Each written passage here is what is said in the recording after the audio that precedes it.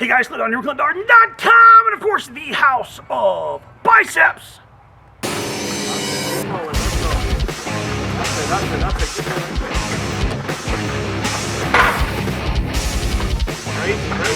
Race. Come on. Forward. That's it. Keep seven. Come on.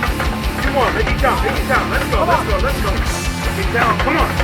Fight it. Let's go. Come on, Clint.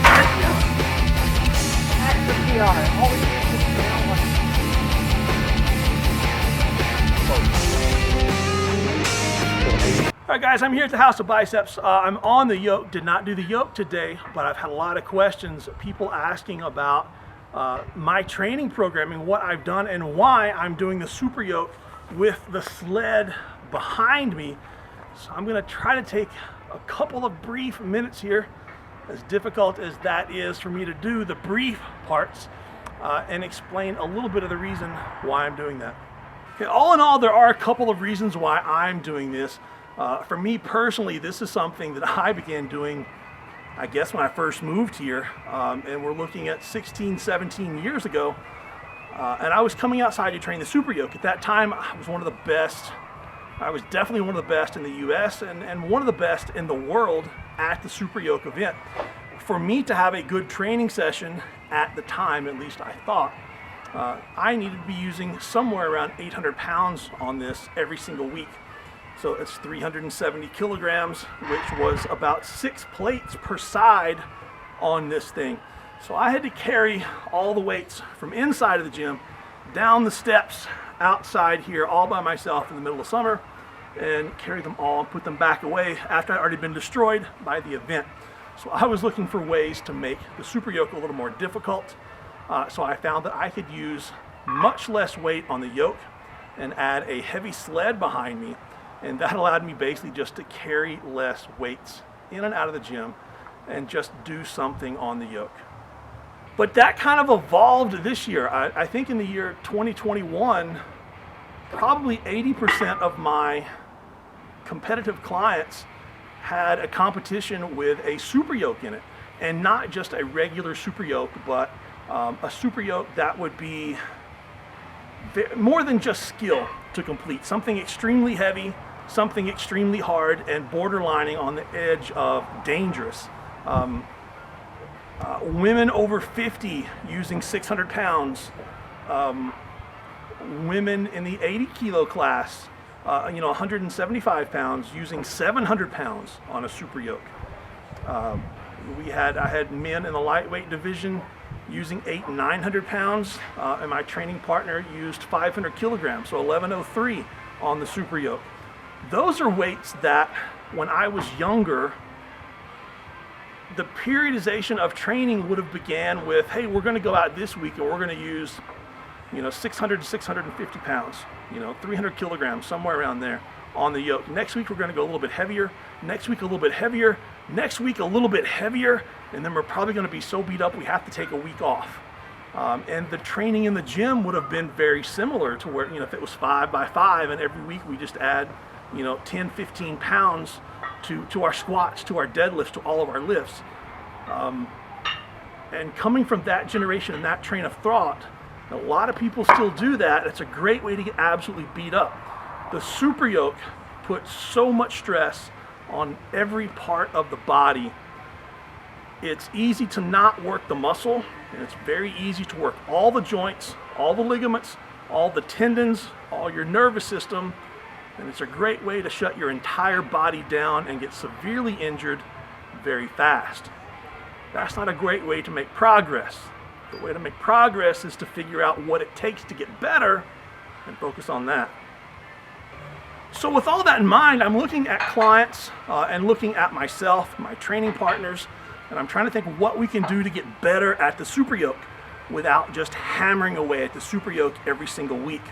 I know that hammering away every week is not the answer for long-term progress.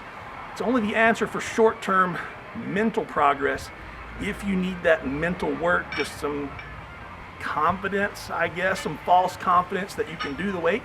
But to be honest, I would rather do the work that lets me know that I'm going to be able to do it on contest day than to do a bunch of testing during training sessions. So that's where my train of thought went with all of my athletes.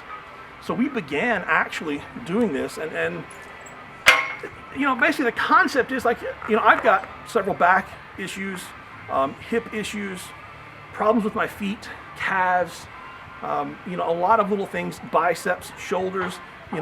This is 20 years old, so I've been using this piece of equipment for 20 years. With me personally, when I pick up a yoke, just straight weight, the weight sets on my hips and my spine, just standing here. And that's not a great thing if you want to save your hips and your spine.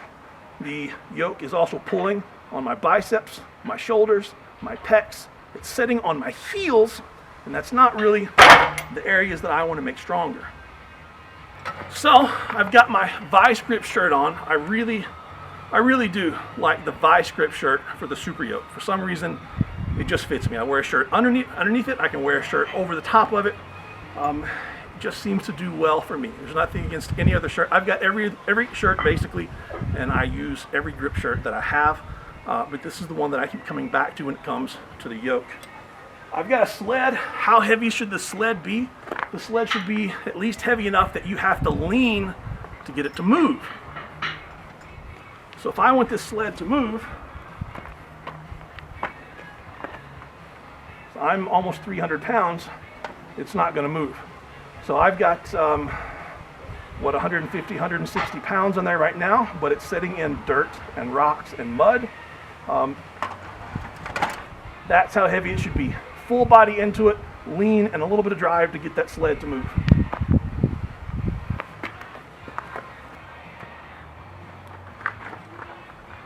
Now what I want to do, I don't want the sled tight behind me at this point. I don't want this loose either. When I stand up, I'll probably want it right about there when I'm starting. What I want to do is teach myself with that sled that I'm going to be at an ever so slight angle, which is going to put more weight on the balls of my feet, which means it's going to take it off the heels, it's going to take it off my hip sockets, and it's going to take it off my spine. Okay, there's a difference between saying off my heels, off my hip sockets, off my spine, and saying off my calves, off my glutes and legs, and off my erectors. I'm not saying that, because this actually overloads the calves, the hams, the quads, the glutes, and all the erectors, as well as the hip flexors when we do this. But I want to create that lean. If I create that body lean this way, this is an exaggeration obviously, but when I create a little bit of body lean as I'm doing the yoke, as the sled is pulling me, I've got to drive with the calves. I've got to learn to pick up my legs. I've got to learn to pick up with one leg and then drive with that back leg, which is going to be hamstrings, quads, glutes, and all my erectors and all my abs. And I'm not going to be overloading my joints in the process. Guys, I just described building all the muscles that makes you stronger at the yoke. Let me see if I can pick this up and lean with it. Now this yoke is 160 kilograms, so 350 pounds plus the sled. See, I can't just step. I cannot just step. I have to lean.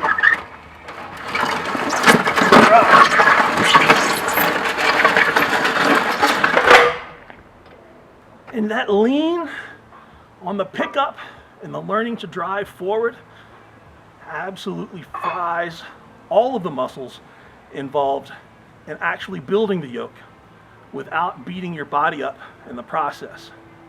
And that's how we get stronger at the yoke without getting beat up. Now, making progression in this, well, I guess that's where the magic is. And I could lay out a program, and I can tell you that we did a lot of our training in the beginning, actually, with not using a hard rope between me and the sled, but using bands across my body and bands connecting me to the sled with a lighter sled. So the sled was going back and forth and tugging me, and I was having to fight with it every step, and that fried every muscle. I also did the same thing with the bands in front of me, picking the yoke up and walking backwards with it. Absolutely killer on the legs, absolutely saves the back, and it teaches you to stay upright because that sled is pulling you forward. I had the bands pulling from up here, not from down here. The bands are pulling you forward, you're fighting against the bands, you're learning to keep the legs bent and walk backwards. So I'm frying the legs, frying all the muscles, and building them in the process. And slowly, over time, because we had a good 12 to 16 weeks to get ready for this, we switched to doing slowly heavier sleds, walking with the sled behind us instead of going backwards with the sled in front of us, to using a hard rope, to slowly increasing the weight here on the yoke.